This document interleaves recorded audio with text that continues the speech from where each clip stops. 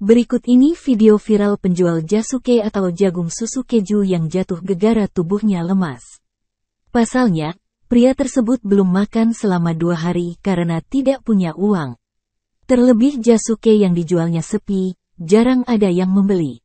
Peristiwa ini terekam kamera dan viral di media sosial. Sebuah akun Instagram @viralno.1 turut mengunggah video viral tersebut pada Jumat, tanggal 22 September tahun 2023. Bersumber dari akun TikTok @nadiautaritari. Nampak dalam video viral itu, terlihat seorang pria yang tertunduk lemas di depan gerobak dagangan jasuke. Para warga yang berada di lokasi kejadian nampak mendekati pria tersebut. Mereka pun turut menolong si pria. Ternyata, penjual jasuke itu disebutkan sudah tak makan selama 2 hari. Bahkan dagangannya sepi pembeli, sehingga dibantu seorang ibu yang berada di lokasi kejadian. Disebutkan pada keterangan unggahan, pria tersebut merantau untuk menjual jasuke.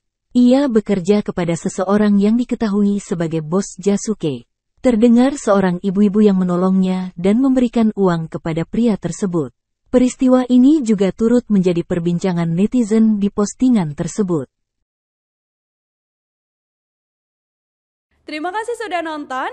Jangan lupa like, subscribe, dan share ya.